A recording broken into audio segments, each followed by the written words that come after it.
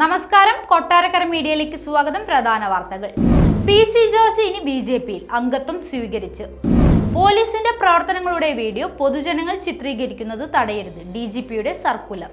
മുക്കന്നൂർ കൂട്ടക്കൊല പ്രതി ബാബുവിന് വധശിക്ഷ, 4 ലക്ഷം രൂപ പിഴയൊടുക്കണം. ഡൽഹി എക്സൈസ് നയ കേസ്, കേജ്രിവാളിന് വീണ്ടും ഇ.ഡി. സമൻസ്.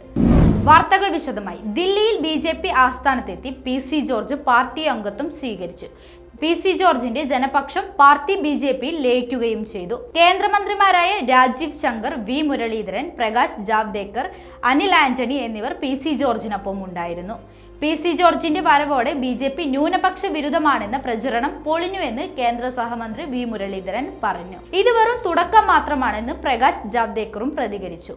ഇനിയും കൂടുതൽ പേർ പാർട്ടിയിലേക്ക് വരുമെന്നും പ്രകാശ് ജാവ്ദേക്കർ പറഞ്ഞു. ലോക്സഭാ തെരഞ്ഞെടുപ്പിൽ മത്സരിക്കണോ എന്ന് പാർട്ടി തീരുമാനിക്കുമെന്നും പി.സി. ജോർജ് പറയുകയുണ്ടായി. തെരഞ്ഞെടുപ്പിൽ 5 എംപിമാർ ബി.ജെ.പിക്ക് സംസ്ഥാനത്ത് നിന്ന് ഉണ്ടാകും. എല്ലാ ക്രൈസ്തവ സഭാ പ്രതിനിധികളുമായും ചർച്ച ചെയ്ത ശേഷമാണ് താൻ ബി.ജെ.പിയിൽ ചേർന്നതെന്നും പി.സി. ജോർജ് പറഞ്ഞു. പോലീസ് പ്രവർത്തനത്തിന്റെ ഓഡിയോ, വീഡിയോ പൊതുജനങ്ങൾ പകർത്തിയാൽ തടയരുതെന്ന് നിർദ്ദേശം നൽകി സംസ്ഥാന പോലീസ് മേധാവിയുടെ സർക്കുലർ. കേരള പോലീസ് ആക്ടിലെ സെക്ഷൻ 33 പ്രകാരം പോലീസിനും പൊതുജനങ്ങൾക്കും പോലീസ് പ്രവർത്തനത്തിന്റെയോ നടപടിയുടെയോ ഓഡിയോ, വീഡിയോ അല്ലെങ്കിൽ ഇലക്ട്രോണിക് റെക്കോർഡുകൾ എടുക്കാൻ അവകാശമുണ്ടെന്ന് ഡി.ജി.പിക്ക് ഷെയ്ഖ് ദാർവേസ് സാഹിബ് വ്യക്തമാക്കുന്നു. അതിനാൽ പൊതുജനങ്ങൾ പോലീസ് പ്രവർത്തനത്തിന്റെ വീഡിയോ നിയമവിധേയമായി എടുക്കുന്നത് തടയാൻ പാടില്ല എന്നും ഡി.ജി.പി പുറത്തിറക്കിയ ഉത്തരവിൽ പറയുന്നു.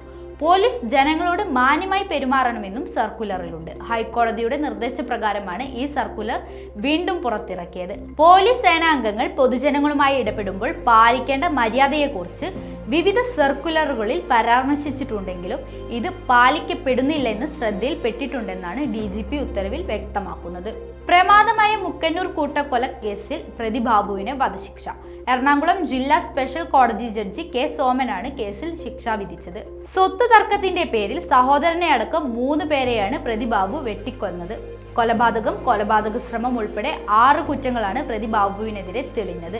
സ്മിതയുടെ കൊലപാതകത്തിനാണ് വധശിക്ഷ വിധിച്ചത്. മറ്റ് 2 കൊലപാതകങ്ങൾക്കും ജീവപര്യന്ത ശിക്ഷയും വിധിച്ചു. 14 വകുപ്പുകളിലായാണ് പ്രതി ബാബുവിന് ശിക്ഷ വിധിച്ചത്. പ്രതി 4 ലക്ഷം രൂപ പിഴയൊടുക്കുകയും വേണം. പ്രതിക്ക് പരമാവധി ശിക്ഷയായ വധശിക്ഷ തന്നെ നൽകണമെന്നായിരുന്നു പ്രോസിക്യൂഷന്റെ ആവശ്യം.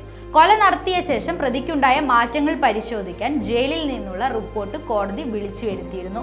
ഇത് പരിശോധിച്ച ശേഷമാണ് കോടതി ശിക്ഷ വിധിച്ചത്. ബാബു സ്വത്ത് തർക്കത്തിന്റെ പേരിലാണ് 2018 ഫെബ്രുവരി 12 മൂത്ത സഹോദരൻ അറയ്ക്കൽ വീട്ടിൽ ശിവന്റെ ഭാര്യ വത്സല, ഇവരുടെ മൂത്ത മക്കൾ എടലക്കാട് കുന്നംപള്ളി വീട്ടിൽ സുരേഷിന്റെ ഭാര്യ സ്മിത എന്നിവരെ വെട്ടിക്കൊലപ്പെടുത്തിയത്. അമ്മയെ ആക്രമിക്കുന്നത് തടയാൻ ശ്രമിച്ച സ്മിതയുടെ ഇരട്ട കുട്ടികളായ അശ്വിൻ, അപർണ എന്നിവരെയും വെട്ടിപ്പരിക്കേൽപ്പിച്ചിരുന്നു. കൊലയ്ക്ക് ശേഷം ക്ഷേത്രക്കുളത്തിൽ സ്കൂട്ടറുമായി ചാടി ഇയാൾ ജീവനൊടുക്കാൻ ശ്രമിച്ചെങ്കിലും നാട്ടുകാരും പോലീസും ചേർന്ന് പിടികൂടുകയായിരുന്നു. എക്സൈസ് നയ കേസിൽ ഡൽഹി മുഖ്യമന്ത്രിയും എ.പി.പി ദേശീയ കൺവീനറുമായ അരവിന്ദ് കെജ്രിവാളിനെ എൻഫോഴ്സ്മെന്റ് ഡയറക്ടർ വീണ്ടും സമൻസ് അയച്ചു. ഫെബ്രുവരി 2 ഹാജരാകണമെന്നാണ് നിർദ്ദേശം. ഇത് 5ാം തവണയാണ് ഇ.ഡി. സമൻസ് അയക്കുന്നത്. കേജ്രിവാളിനെ അറസ്റ്റ് ചെയ്യുകയും വരുന്ന ലോക്സഭാ തെരഞ്ഞെടുപ്പ് പ്രചരണത്തിൽ നിന്ന് തടയുകയുമാണ് ബി.ജെ.പിയുടെ ലക്ഷ്യം. അരവിന്ദ് കെജ്രിവാൾ പ്രതിയല്ലെന്ന് ഇ.ഡി. തന്നെ പറഞ്ഞിട്ടുണ്ട്. പിന്നെ എന്തിനാണ് സമൻസ് അയച്ചതെന്ന് ഒരു ആം ആദ്മി പാർട്ടി നേതാവ് ചോദിച്ചു. നേരത്തെ ജനുവരി 17, ജനുവരി 3, ഡിസംബർ 21, നവംബർ 2 തീയതികളിൽ സമൻസ് അയച്ചിരുന്നുവെങ്കിലും ഡൽഹി മുഖ്യമന്ത്രി ഹാജരായിരുന്നില്ല.